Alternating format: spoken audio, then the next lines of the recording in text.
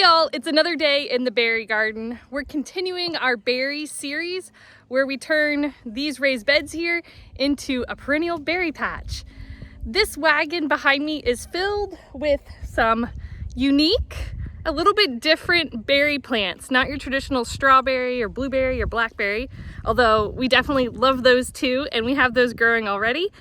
I wanted something a little weird, so I've got a wagon full of some different plants that I drove over an hour to go get. So I hope you guys enjoy this content and I hope they taste as good as I hope they do. So let's get these out of the wagon. I'll show you everything that I purchased and then we'll plant them into the ground. Without further ado, let's pull this wagon over here and let's go through all these plants. Let's see, where should we start? Oh, let me move it over a little bit. I like buying things that are a little bit out of the box. Now, some of these plants are very common in Europe and the UK, but here in America, we don't really ever see them or have them. You can't even find the fruit in the grocery store most of the time. So the first variety is a variety of currant. This is what the leaves look like. There's no fruit on it yet. But this particular currant plant is called Red Lake currant. It is extremely ornamental, mounding plant, getting 3 to 5 feet tall by 3 to 5 feet wide. With large clusters of flavorful bright red fruit, it is cold hardy and can tolerate afternoon shade. It's self-fertile, which means you don't need two to pollinate. Some varieties of fruit, like the honeyberries we planted back here, you need 2 different types in order to get pollination. It is hardy through zones 3 to 7 here in the US. Now, the currant plant was banned in America for a long time, and it wasn't until a couple years ago that the US lifted the ban, and we were able to get this plant here and grow it. I lived in England for a short period of time, and I remember almost everything over there in the UK seemed to be currant flavored of some sort, and I enjoyed getting jams and jellies and different things that were flavored with currants. So I'm excited to have this in my own garden and make my own currant jam here sometime soon. So first variety is Red Lake currant. Continuing on the currant theme, this is also a currant plant. This is a different variety of currant though. So the first one was Red Lake, which will have really tiny, small, almost looks like little pearls, but they're red berries. This one is a white variety. This variety is called Currant Zetavia White. I'll put the name right there. This plant is a flavorful fruit, popular in Europe, disease resistant with large fruit growing in long clusters.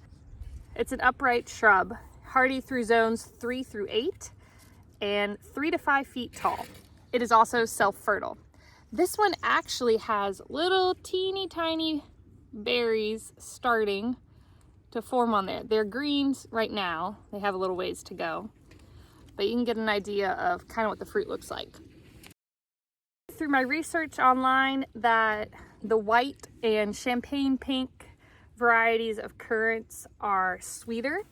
Currants come in a couple different colors. The ones that are most common that I know of are red, black, and then white, or like a champagne color.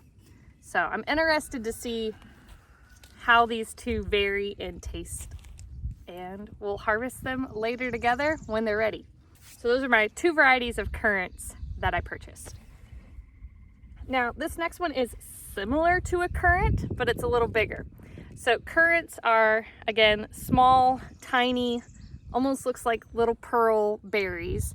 The next one is a gooseberry, which looks kind of like a grape, but a little smaller, and it has kind of light striping on it. Now, gooseberries have some pretty crazy thorns. See those thorns? So we'll have to be careful when harvesting those, but I'm hopeful that they'll taste really nice in jams and jellies and things. This one actually has, I just noticed, a couple little berries. See the little berry on there? It's tiny. Obviously, it's not ready to harvest, but they're already starting to grow. Try to get all that in the frame. It's quite a large plant. This particular gooseberry is called Gooseberry invicta. Invicta. It is a green fruit gooseberry. Again, just like the currants, gooseberries come in a couple of different colors. This one's the green variety.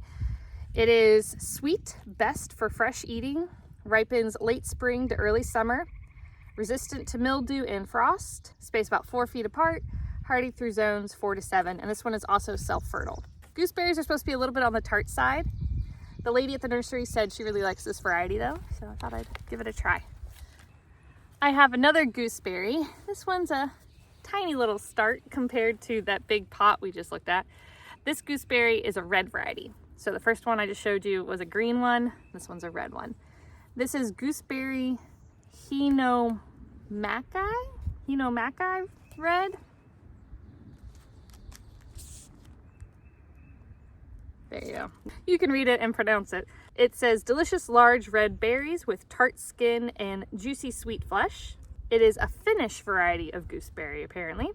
This is said to be the sweetest gooseberry of any gooseberry bush. Highly ornamental, zones 3 through 7. Foliage is like a grape leaf shape and the leaves turn red in the fall.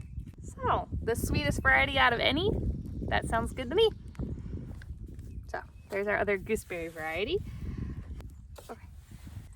I have another gooseberry. This gooseberry is Gooseberry Genie. Late ripening, has dark red dessert flavored gooseberries. It says high yield, great for organic production, which is great for us because we don't use any chemicals or pesticides.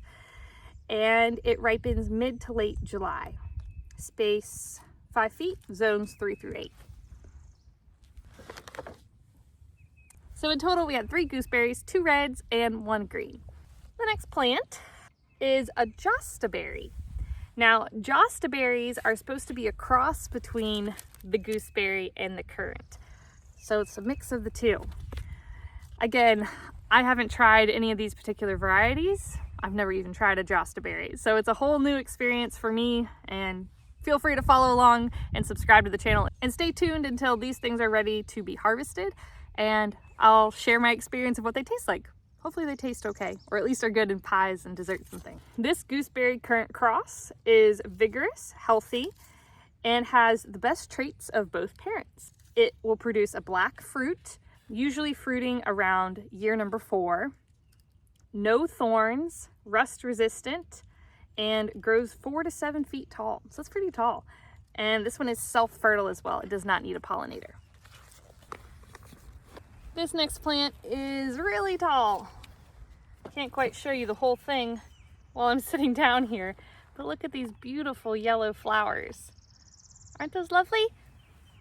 Oh, and I wish you could smell these flowers. They are very, very highly fragrant. It smells, I don't even know how to describe the smell. You'll have to go find yourself one of these plants and smell it because it smells really good. Okay, I will stop sniffing it. But this is another type of currant. This currant is actually a native currant to America. This one is called the Crandall American currant. It is a native black currant, also known as the clove currant or Missouri currant. It has black fruit, and it says it's strikingly ornamental. Swallowtail butterflies flock to this plant, it says. Spacing 5 feet, self-fertile again, and hardy, zones 4 through 7. I love butterflies and my kids love butterflies, so I really hope that's true and they love it. From how fragrant this smells, I'm sure they will. And I love those little yellow flowers. I think that's so beautiful. I'm gonna have to plant this one in a prominent spot where I'll walk past it all the time and get a good whiff of those flowers because they smell really nice. Let me just show you those one more time before we show you the next variety. So that is currant Crandall American.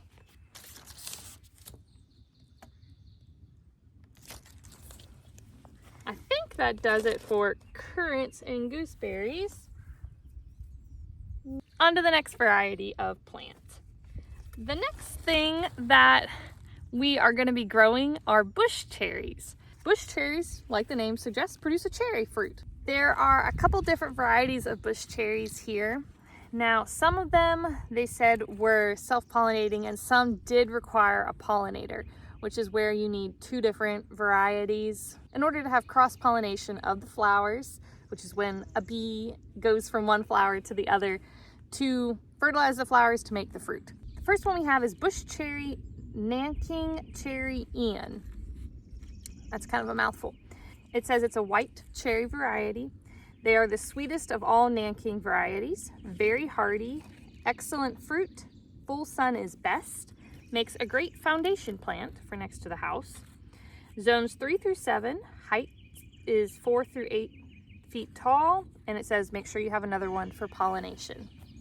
So it's kind of small right now, but it'll get pretty big. So that's a white cherry variety. Then I have another one here for cross-pollinating. This is also a white Nanking cherry. This one is Jules. It says it's the sweetest of all Nanking cherry bush cherry types. Very hardy, small white flowers, makes a good foundation plant. Zones 3 through 7, height 4 to 8 feet tall, and make sure you have another variety for pollination. So this one is Jules, Jules, and this one was the Ian. Then we have another bush cherry. This bush cherry is Cheropudgy Red. Cheropudgy Red. It is from a fruit enthusiast collector from the Czech Republic. And it says make sure you have another one for pollination. And this one's hardy, zone 4 through 8. And then this big one here is also a bush cherry. This bush cherry bush is called Cheropudgy, which is the exact same one that I just have here, but I have two different sizes, a big one and a small one.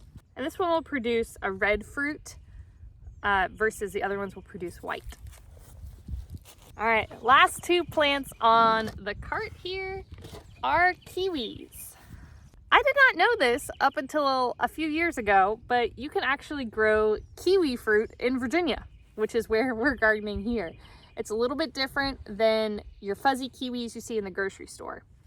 These kiwis are sometimes called kiwi berries, which they are kind of a smaller, I don't know, golf ball shape kiwi, and you can eat the whole thing straight like a grape, but really big. And they don't have the fuzzy outer skin that a normal kiwi does. They're supposed to be very sweet though and taste just like a normal kiwi. I've never personally tried them, but I'm excited to give them a shot. I've never seen them in a grocery store around here. I've never actually seen any of these plants that we're talking about today in a grocery store in Virginia. So that's one of the reasons I love to garden, because you can grow things that you can't buy in the stores to eat. And it's kind of fun to have something that's a little bit different. I like experimenting with plants and foods in the garden and in the kitchen. So it's fun to have a unique variety. These kiwis are hardy kiwis. You need a male and a female kiwi plant in order to pollinate. So I have one of each. It says that these particular hardy kiwis will not pollinate the fuzzy kiwis like you see in the grocery store or the Arctic kiwi. I didn't even know there was such a thing as an Arctic kiwi, so I'll have to go Google what that looks like later. Hardy in zones 5 through 8. So we're zone 7 here where I am in Virginia. So zone 5 is significantly colder than us, and you can still grow kiwis where you live if you are in a colder climate than Virginia. So that's exciting. Spaced 15 feet apart, it says. So those are all the plants. Let's get them all planted. Again, be sure to subscribe if you want to see all of these produce fruit and see what they taste like this summer. This first bed here over next to our blueberries is going to be the gooseberry bed. There's kind of 3 individual sections in this bed, and I have 3 plants, so I'm going to put 1 plant in each section.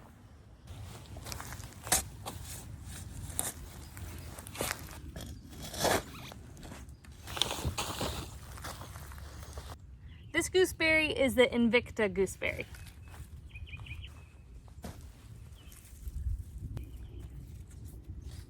And we'll give everything a good watering once it's all planted. Next up in the middle of the bed, we're gonna do the genie. The last one for the bed is going to be the one that's a really hard name to pronounce, the Hinomaki Red.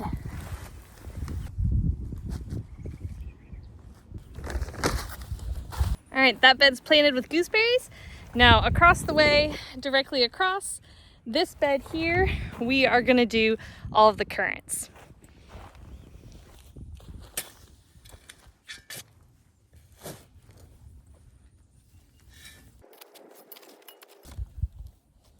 In the very front of the bed, I'm going to plant the ornamental one that has the beautiful yellow flowers that's native to America. This one was the Currant Crandall American that smells really good. So hopefully, you know, as I'm working in the garden right there, I'll get whiffs of this really pretty smelling plant. That is a lot of roots.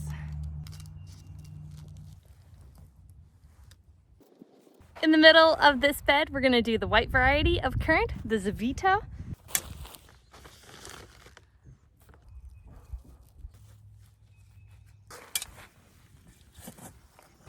Y'all, there's already a swallowtail on this bush. I planted it less than a minute ago. Let me see how close I can get without it flying away. I'm trying to do a little sneak approach here to see if I can get up really close to get a good picture for y'all. It doesn't seem to mind that I'm right here. These flowers must be really yummy for this butterfly. The tag was not joking when it said swallowtail butterflies will flock to this bush. That's impressive. I'm not even done planting this bed yet. Okay, so let's plant the third one. The third currant plant here that we have is the Red Lake currant. That's gonna go at the very back of the bed. Then the next bed down the line is where we are gonna plant the Jostaberry. We're gonna put that right in the front of this bed. The bush cherries we're gonna plant in kind of a hedge in front of all these beds. The bush cherries will get pretty big, but they're also very beautiful and will produce pretty white flowers. So it'll be nice kind of lining the driveway. We have these Vigo garden beds here that we put together in a previous video. Those are on the outside edges. And then I'm thinking I'm gonna line up the bush cherry kind of in front of these two corner beds. And in the future, we're planning on making more beds here in the middle. So I'll put another bush cherry right there. And then our hardy kiwis, we are gonna plant kind of down the hill a little ways. They're not gonna be in the berry garden per se, but you see that giant ugly shipping container? I'm hoping the hardy kiwis will vine up and cover that. So the hardy kiwis will kind of take over and go kind of crazy. So I'm gonna plant the two right there in front of the shipping container, and we'll have that climbing and trellising over that. Ryan's down there working on the lawnmower right now. I'm gonna wait for him to finish and then we'll plant those. Ryan's helping me figure out my exact measurements for planting these bush cherries here.